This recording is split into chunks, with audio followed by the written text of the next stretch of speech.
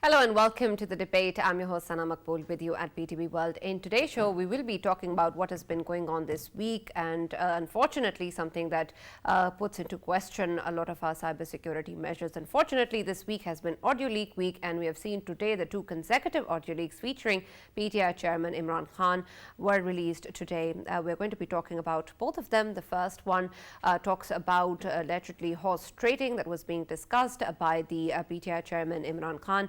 Where he's talking about the numbers game and that it is not over yet. He's also heard talking about buying 5 M&As as well. So we're going to try and take a look at this particular audio leak, what it means, and then of course also in terms of the authenticity and the fact that a lot of people are talking about how this may have been an edited one.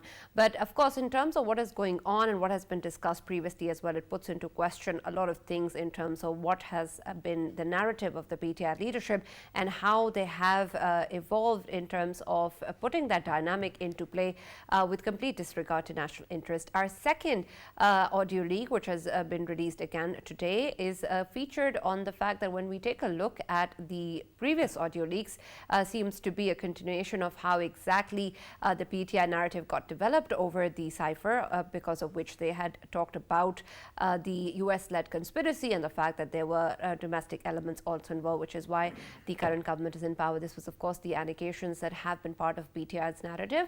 And we have seen that in this audio leak, the PTI chairman is heard being speaking to the leadership, including Shiri Mazari and Asad Umar, where they're talking about this particular CIPHER and how it has had a huge impact, which Ms. Shiri Mazari also quoting the fact that China has also taken notice, and the PTI chairman talking about how it needs to be further played upon and that the people's minds were currently fertile grounds and they need to be spoon-fed with regards to branding people who are going to vote and also others, of course. And there's, of course, mention of Mir Jafar and Mir Sadiq as well. That has been part of the rhetoric coming in from the PTI leadership and also the PTI chairman. Of course, Prime Minister Shehbaz Sharif, among other PMLN leaders, including Maryam Nawaz and Maryam Aurangzeb, have spoken about these audio leaks, have talked about how this proves the hypocrisy of PTI leadership and the fact that this means that he is unfit for high office, something that the PM also tweeted. And then we also, of course, heard the Information Minister talking about how this is a slap on the face of PTI's narrative. Maryam Nawaz also came on social media and talked about how these audio leaks are proof of the fact that the PTI chairman has no courage to come out and take names or to ask for forgiveness as he is being exposed. On the other hand, we saw today in a rally in Mianwali the PTI chairman talk about these audio leaks, and it's perhaps the first time that the authenticity in fact was questioned of these audio leaks, and there has been blame given in terms of these audio leaks being talked about as deepfake audios that were developed. This is something that Chaudhry Fawad Hussain also took to Twitter and spoke about, saying everyone knows where and how they are being created. And the PTI chairman also quoted the fact that this is something that the PMLN has planned and done in order to weaken, of course, his government, his power and his popularity within the public. And he has also again talked about his Hakiki Azadi March, the fact that he has taken preparations which were beyond anyone's imaginations, and that there is also going to be a jail baro tehreek that he wants to start, and that he is not afraid of being arrested. Neither are his followers. So we're going to be talking about all of this as well, but there was of course grave concern also shared in terms of the cybersecurity measures of the PM office, also regarding of course the actions that need to be taken, which is an important thing coming out from the PTI leadership. There is also concern with regards to allegations of blasphemy that he's saying may be put on him, and that there are 4 people on whom he has made a tape, and he's going to release that if there is anything done to him. So all of this and its impact on the political dynamic and what now needs to be done is going to be our focus today. For this and more, as always, in the studios, I've been joined by Farooq Patafi and Raja Faisal, and we've also been joined online by Mr. Arif Chaudhry, who's a legal expert, and Mr. Ali Rashid, who's leader of PPP. Thank you very much, gentlemen, for being with us today. Let me start with you, Mr. Arif Chaudhry, because when we take a look at these particular audio leaks, of course, there is a lot of concern in terms of how there needs to be certain consequence of how this is damaging and has a huge impact. And there are numerous, of course, allegations on the people involved in the audio leaks whose voices can be heard, and the fact that they are the culprits behind all of what is going on. And these are serious conversations around responsibilities and accountability. So when we take a look at all of this, and the concern around these matters, of course, it boils down to what exactly can that action be, or how is it going to play out. Regarding the larger cybersecurity concerns, of course, one, how we're going to be proceeding forwards with that. Of course, the leaks coming in from the PM office is a huge concern. And B, regarding evidences, the audio leaks being used as evidences, what sort of substance or weightage do these audio leaks actually hold in the court of law? Because earlier we have spoken to a number of legal experts who seem to think that there is not much that can be done on the basis of these audio leaks. What do you have to say about that? Thank you very much. First of all, I start with the legal question. Its legal consequences. There is a judgment of the Supreme Court, very authoritative judgment, authored by Asif Said Musa, as his lordship then was, that for any thing to prove in the court of law with respect to such cyber-related evidences, you have to go through a forensic test, and there are so number of other measures which have to be followed before it is really become part of evidence and can be read in evidence against or in favor of anybody. So that is, I think, I agree with all those experts, as you mentioned, that that there's no big issue about legality of or legal consequences of all this drama which is going on. But the most unfortunate part of it is that the country as a whole, it is being its repute, its name, its fame, its credibility is being eroded all over the world. People, especially those who are against Pakistan and who are determined to tarnish the image of Pakistan, they must be very happy because now the rating of Pakistan, has gone down drastically, and particularly those who really have a wishful thinking against our nuclear arsenal and our nuclear installations, and they want to prove that Pakistan government is not it is a Pakistan state run by those people who are not responsible enough to look after or safeguard those uh, installations and those arsenals. I think they must be very happy, and this is an aspect which we should not put aside. We have to take care of it. And as far as the leaders are concerned, I would say, and throughout I have been in this belief that there is no difference in leadership of Pakistan. They are the same. All what they are saying, their rhetoric, their narrative, that is only for gaining power. And to gain power, same old, nefarious principle that everything is fair in love and war is being used by them. And that is not, I think, which a sane person would adhere to or would like it, that, because even war, there are principles. And, that's why there are United Nations Convention on that, for Right, but principles. Mr. Arif, what's the consequence here? And Arif Sahab, you actually mentioned that this can actually cast aspersions on Pakistan's command security. But with due respect, when we look at what was happening, the leaks have been coming from the civilian side. We haven't seen any leaks from the military side. So, is it fair to actually make that connection? No, first of all, we have to see how these tapes can be made. Who is the one who has the access to all these sensitive areas? Because the most sensitive area is not accessible to everyone. It's somebody who has the real access to that place. And who can easily go and get all these things done. So I think, if I don't have that evidence, but, the fingers across, it's going towards those people who are responsible for security of these, areas.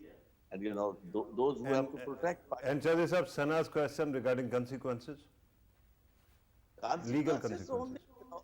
I don't think there are legal consequences, because for legal consequences, you have to go through, a very, very difficult test. And, which, as I already mentioned, the judgment of the Honorable Supreme Court, they have drawn a criteria that was Arshad's case, the judge,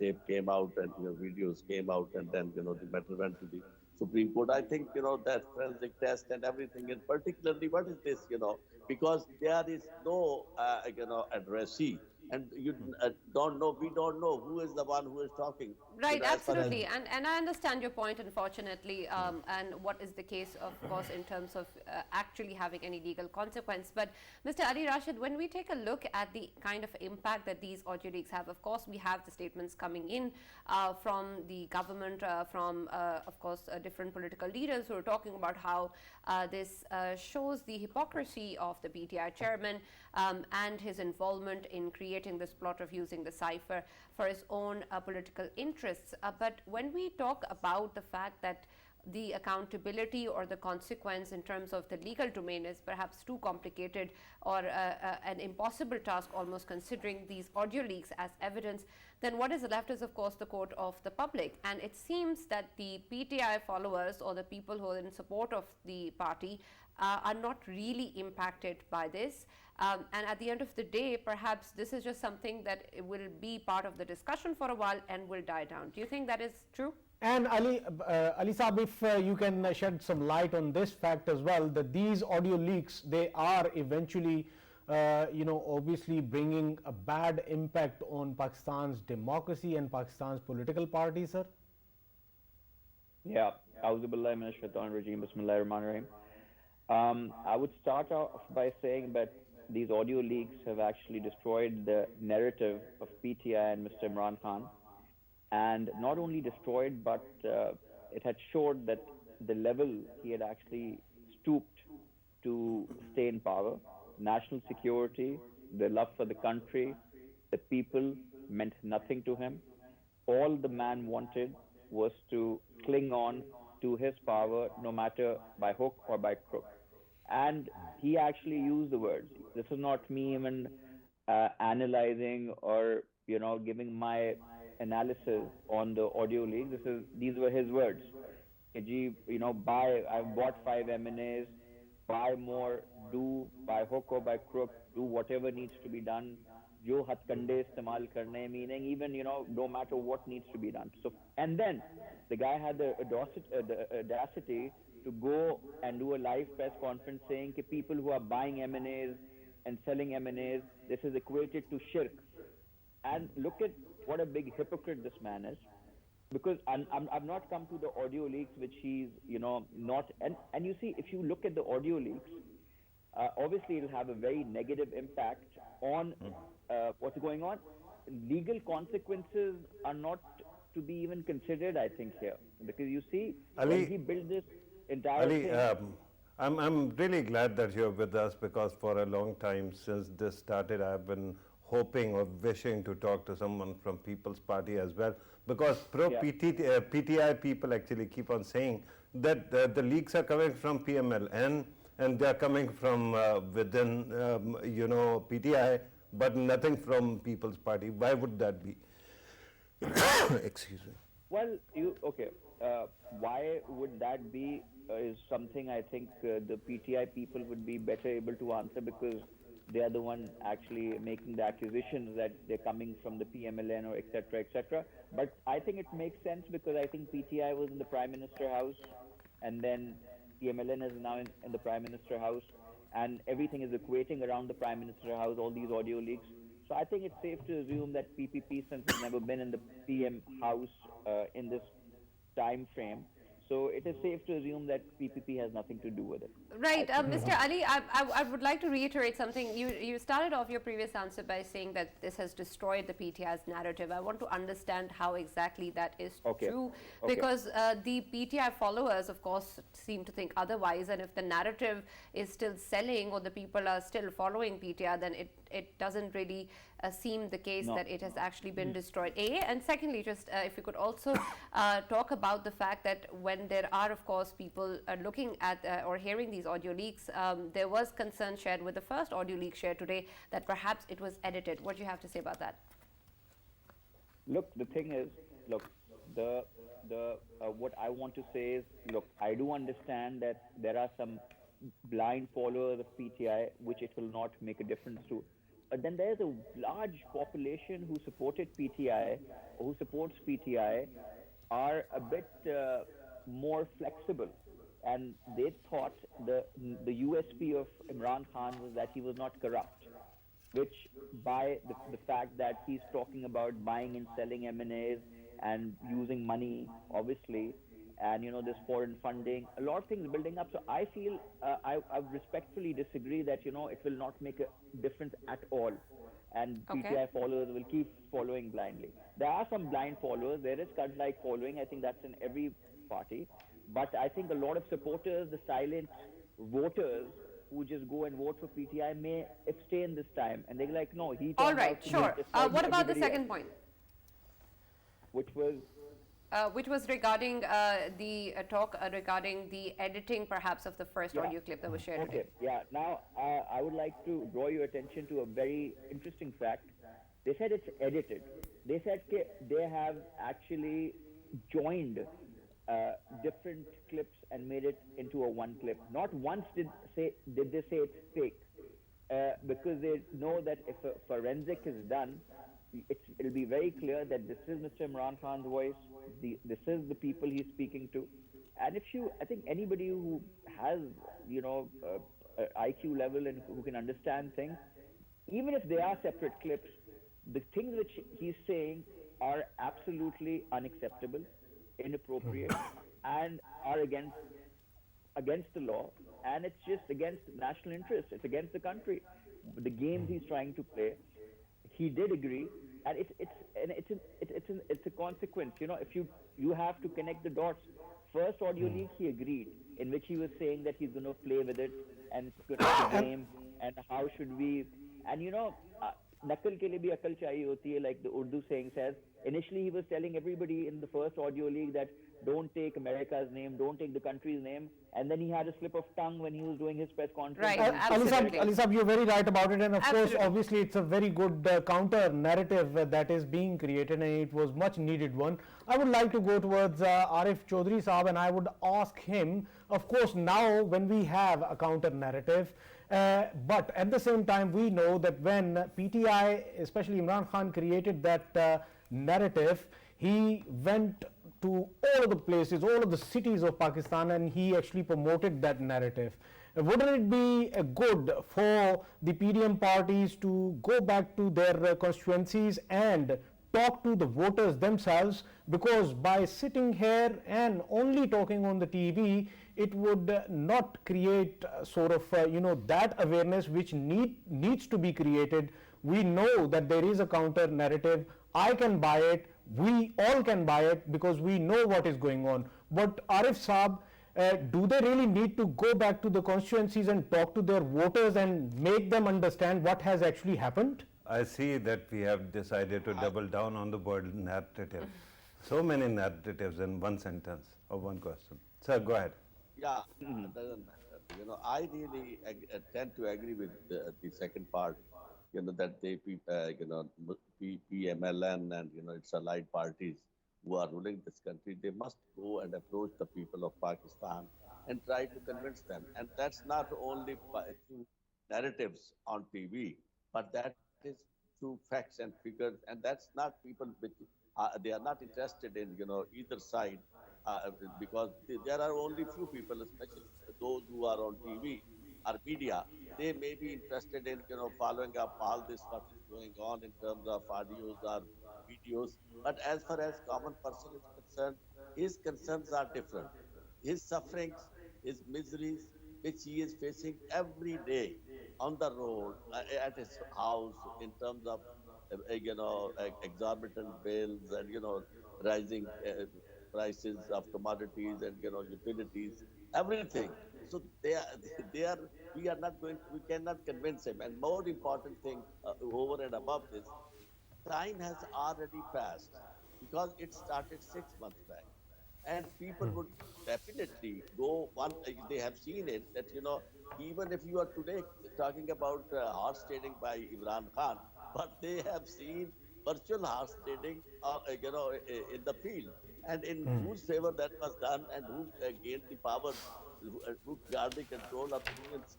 That is these allied parties, who are ruling the country. So if we want to convince them, with all these things, I don't think that, people are going to buy this.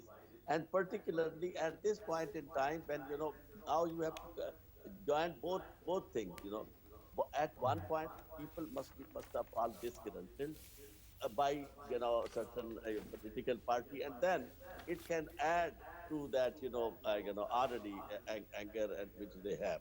But who is the beneficiary of all this? Because as far as the anger is concerned, that is against the government.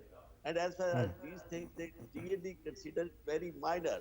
And especially the way Imran Khan has sold his narrative to the people of Pakistan across country and even Right, abroad. absolutely, Arisab, and I'm very glad that earlier you pointed out about the woes of the common man, and it's unfortunate that a lot of what is being discussed on the media channels throughout this week has been about these audio leaks, and there's obviously, of course, the economic situation, and then the floods, the people who are still suffering and need our attention. It's quite unfortunate that people have forgotten about them, it seems so, and we need to, of course, remember that this is a big crisis that Pakistan is still currently going through. Farooq, another aspect, of course, about these audio leaks is that this points to a larger cybersecurity concern as well, and that also seems to be an unfortunate consequence of these discussions. That we have narrowed it down to the political domain and different political parties, but in fact, the larger consequence or the larger issue is also regarding the cybersecurity concerns and the national interest of Pakistan, which perhaps was one positive development coming in from the PTI chairman today, where he talked about this being a grave concern as to what needs to be protected, especially in sensitive locations such as the PM office.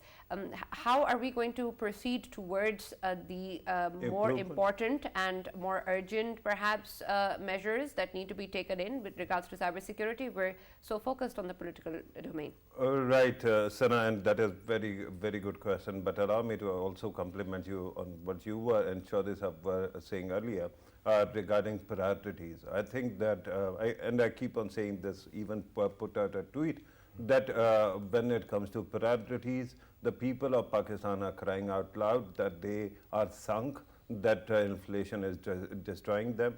But our elite and our media, their priority is such that they keep on telling, just chanting one word, Imran Khan, Imran Khan, Imran Khan. Yeah. And then look at the religious elite also.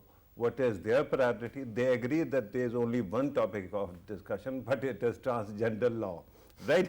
So, I mean, in such a situation, of course, everything is going to be haywire, and that is exactly what is happening, and that speaks to my a point that I've been making, that we master the art of hitting the target but missing the point. At this moment, I think the biggest issue is not tribal wars between political parties that keep on actually throwing, they try to draw attention to each other's leaks, but the fact that the leaks emanated from the same building, that was Prime Minister's office. Yeah. It can be easily cured. Amazingly, I'm astounded that during Yusuf Raza Gilani Saab's time when he was PM, there was talk of a drone actually snooping through wireless means and all that. All you have to install is a Faraday's cage or a Faraday's security system in the PMO, and then you can ensure that nobody can wirelessly snoop on whatever is going on. It is easy, and I'm astounded that it has been 14, 15 years, and nobody has pointed this basic fact out to the governments of Pakistan, that this is how you secure everything. Similarly, when we spoke about the mobile phone and Pegasus, Angus King, the ranking member of US Senate Committee on Intelligence, actually said that all it takes is to reboot your mobile phone, to flush it out. Why can't we take these instructions to heart? But earlier, the two things were said, and they are very important. Raja Faisal was talking about what, the optics and how people speaking, government officials are countering the narrative, but they are not going in the people, and that is correct. I think that the fact that where you sit and where you stand, this is the age of optics. If you have people before you or behind you and then you speak, that has a different impact. The convenient or expedient thing is you sit in a room and start talking to a bunch of reporters. But the better way to do it is to actually stand on a stage.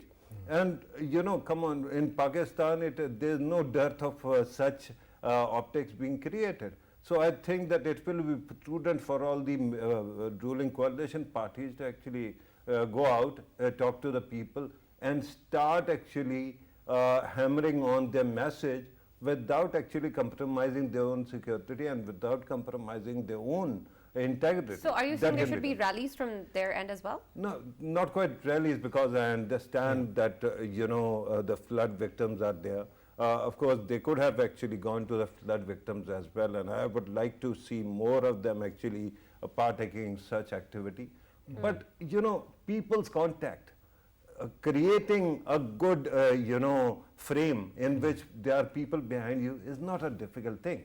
I mean, if I have to actually sit on live TV and explain the basics to the political parties, then the game is lost already. Yes, but it can be very effectively done. Yes, Right. Sana, why I mentioned this fact that the political parties, they need to go to their own voters on the grassroots level and they need to talk to them, because today I met with old friends after 5 years. Of course, I didn't know what they're doing, and today we had a sort of dinner, and I asked them about this, and then I was surprised to know that they didn't know about it. Then I said, are you not on Twitter? Then they go like, we don't use social medias. So this is, and they are very well educated people I'm talking about. So what about the people who are in the villages, in the rural areas? Majority of population of Pakistan is actually living in rural areas, so we need to go to them and talk to them. Right. No, but by the way, just very quickly, there's also the factor whom you are talking to. There's such a thing called confirmation bias, because there are people who actually are aligned with one party and they want you to say specific things, right? My concern is you do what you want, but meanwhile, do remember that there are people who are still suffering because of the floods. Then you also realize that economy is really, really doing a number on the poor and the middle class, because nobody talks about middle class. And then, of course, you do care about the national security, and for which actually there was a committee that was formed. Right. And today, Rana Sanaullah actually came forward and said that we can be sure of two things.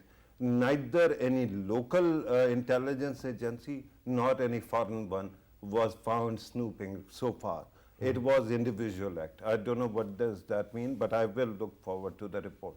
Right, and absolutely, we welcome all measures with regards to cybersecurity concerns the country, and we're glad that we are taking this forward. But Mr. Ali Rashid, concerning the kind of conversation that we've had in terms of the government or the ruling coalition parties actually seeking public support or going out to the people and talking to them about this counter narrative, is that a possibility or an option for the ruling coalition? And then also with regards to what is being discussed on media or otherwise concerning the statements or discussions that are going around, it is in fact a lot about the PTI chairman Imran Khan, and he has unfortunately, whether in a bad light or a good light, been part of the headlines. And when we take a look at the kind of counter narrative that was earlier being discussed, is that really helping? Because at the end of the day, he's still making it to the headlines, as they say, badnaam hue to kya naam na hoga. Good one. Yeah, that is a good one indeed. After listening to Mr. Katafi, I rebooted my phone just to be sure that if something's being, snooped, it's rebooted and it's flushed out. Very good advice coming from Mr. Faro. That being said, look, the thing is, a lot of in the country, we have local body elections, the second phase, due to happen in different cities, like especially in Karachi, Hyderabad, etc., which is due on October 23rd. So there is an election campaign going on in several selected areas in different parts of the country. And we are going to the people and we are informing them of what exactly is going on. as coming back to your earlier question, where you were saying that the public support or the PTI supporter will there's blind following, so it may not make a difference. I think it will make a difference. I think if you see that energy initially when this entire cipher thing had come, and when Imran Khan had waved that letter, people were supercharged and things were like very heated. I think as the time is going, as time passes on, and especially these things are unfolding, these audio leaks, people may have not stopped supporting PTI, but they're not as enthusiastic anymore. Some people are confused. Some people are questioning everything. Some people are, if they were very supportive, have become neutral. They may not become against him. So I think it's too premature to say that it's had no impact. I think as things unfold, and as you know, these are just, I feel this is just tip of the iceberg. There are many more audio leaks to come, and let's see how things unfold. But in my opinion, I think it will have a very deep impact, and I don't see things really working out for Mr. Khan in the future. Yeah, Arif Saab, obviously now we have a confirmation from Ali Saab that obviously they have a plan to reach out to the people. But do you think that still they are in the same time frame where they can create an impact, or they are late? As you would understand. Obviously, earlier Sana mentioned one of the Urdu phrases. I want to mention one of the Punjabi phrases which you would understand. That is "Vele diyan namazan te kavele diyan takran." So, do you think that they are still intact, or they are quite behind and late? I think the paradigm always, when I try to understand what is this word, what is the import of this word paradigm, that I find everywhere. People have their fixed themselves in their paradigms, and they don't want to see the realities. And everybody who is talking about reality, it is his view from which he wants to see, and he doesn't want to understand actually what are things surrounding that all over. As far as this government is concerned, first of all, we have to see how did they come into power. Forget about horse trading. Forget about whatever was master plan. I don't want to dwell on that. I want to be localized. I want to stay in Pakistan as far as they are concerned. There was a hue and cry that Pakistan is going to talk, and people are dying of hunger. So we have to go and take the reins, and we have been asked. I remember, appearing in one show where the other guy, representing Muslim League, and was saying that, we are like a rescue. We have come for rescue.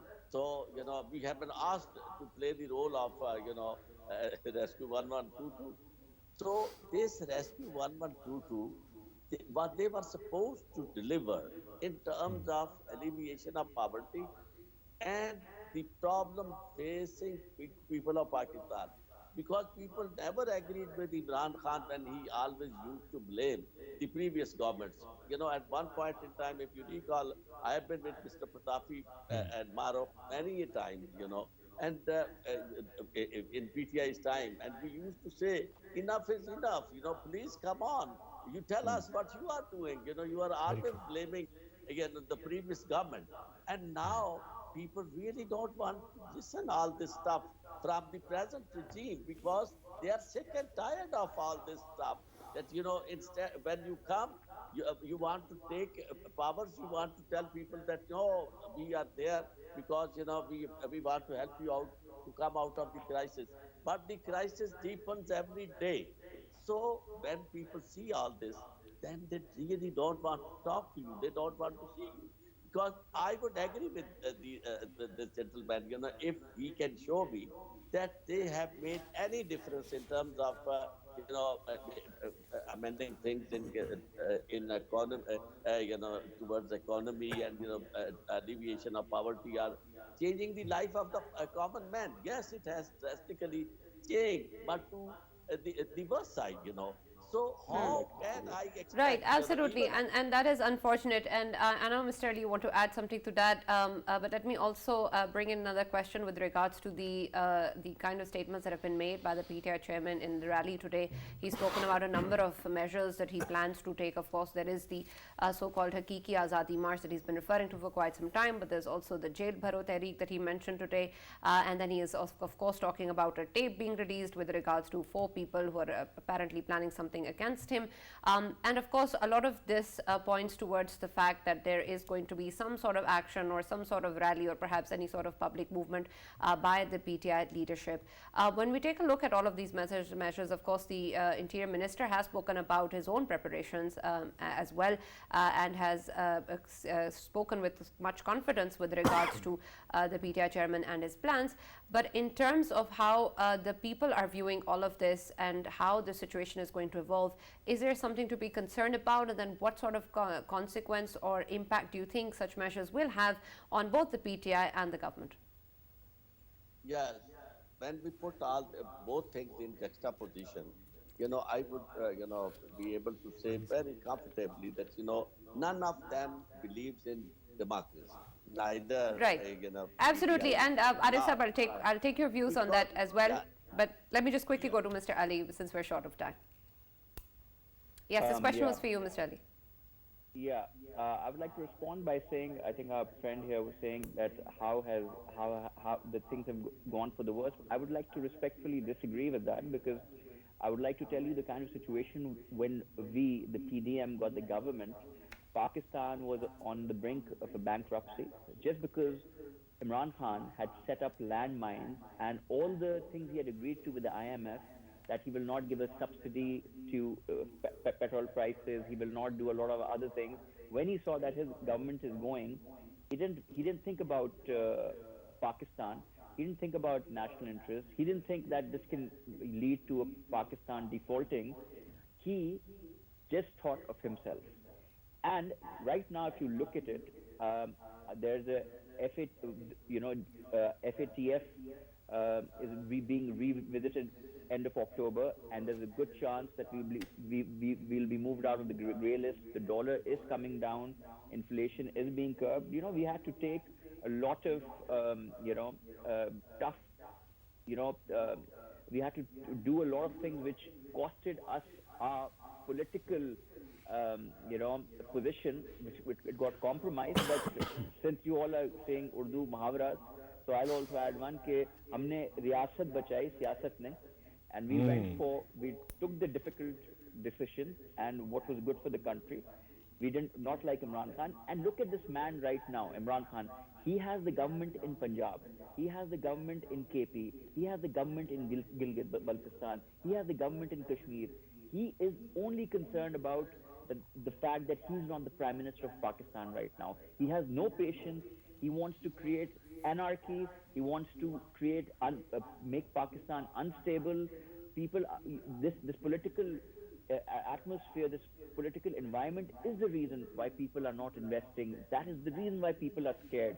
But things are going towards betterment. The textile industry recently has applauded the initiative of Mr. Ishaq Dar that he'll give electricity at a lower rate to them so the exports can grow.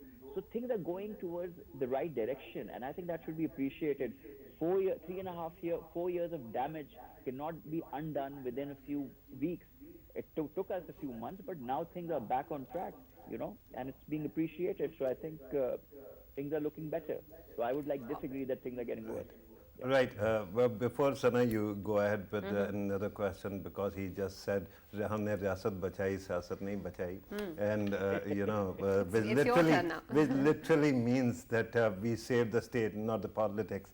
So let me also actually add some Urdu stuff here. "Main papan aisi jali, na koila bhayo na rakh." Right? I mean, you might have saved the state, but you have actually committed a harakiri so far. Let us hope that changes in coming days. But Sana, am I allowed to actually comment on certain things that were said earlier? You earlier said that badnaam honge to kya naam na hoga. It is called negative political advertising. And sometimes open research is used against yourself as well to magnify yourself. And let me actually give you an anecdote. I hope we have a couple of minutes. I will be quick. When the lore has it that when Bhutto Sahab was fighting Ayub Khan's government, and at that time he was an opposition leader, he went to one of the leading Urdu newspapers. And there he actually spoke to the owner of that paper that why don't you actually treat my politics positively, right? The owner said that, look, Ayub Khan will cancel all the advertisements. Then Bhutto Sahab actually pulled out his checkbook and wrote down the amount and said that I'm ready to compensate you. Once again, the owner said, you don't understand that he will actually cancel the declaration, will ban the newspaper, right? So then Bhutto Sahab says, okay, keep this check as well, but do one thing. Even if a child actually speaks against me, magnify it and make it a lead or super lead, so that I become the bigger issue, right? So all these media people that keep on negatively targeting Imran Khan are also helping him. Everyone is always hearing Imran Khan, Imran Khan, Imran Khan, not themselves, right? That becomes a problem because that reminds me of 2016 when everybody was always talking about one thing, Donald Trump, Donald Trump, Donald Trump. And he became a issue, number one issue, and finally he became the president. Exactly. And secondly, regarding Imran... Sorry, just to add, is there any counter consequence of something like Imran fatigue or Trump fatigue that could result out of these things? Right. Do you see any Trump fatigue even now in American media? It is, I mean, this is their favorite hobby horse. They go back to him every time. So why would it not happen in this country? My humble submission is there's no dearth of issues. Start focusing on issues that matter, the people's issues, right? But regarding what Imran Khan Sahab was saying today in Jalsa, you just very rightly pointed out that he actually said something very interesting. He said that these breaches or these, leaks are security breach and they are very serious. But simultaneously, he then also says something that once again reminded me of Trump. He also said that PMLN is generating fake audio content. Yes. So which one is it? Can you have your cake or eat it? Right? You can't say that it is fake and then it is a serious security breach, because Donald Trump, when his Mar-a-Lago residence was actually raided for these high security documents, he said that they were planted, and then he said that, okay, I also declassified them. So which one is it? Is it classified documents or is it fake documents? That's a valid point. That's a very valid point. Absolutely. Arif Saab, since we're short on time and not to put you on the spot, if you'd like to say something which would be a mic drop moment for us with an Urdu muhavara or something, you're welcome to do that now. Since you never got the chance. I would say, listen, kal anhoni hoi jandi, iyo ye takdeer da wada, apne basso banda kinna bebas hunda, kinna e bebas irada, kade kade te shama nu bhi de janda hai maat pyada. They must be careful of those whom they really think that they are pygmies, because in certain cases these pygmies may defeat the stalwarts. Right. Thank you very much, Arif Chaudhry Sahab, for joining us, Mr. Ali Rashid for joining us and being a part of the debate, and of course Farokh and Faisal for being with me in the debate. That's all we have for now, and we hope, of course, that when we come back from the weekend, we don't have much political discussion around audio leaks, and that we have, of course, our attention focused on other problems as well, and we are not going to see more and more of these coming out. That's all that we have for now. See you on Monday.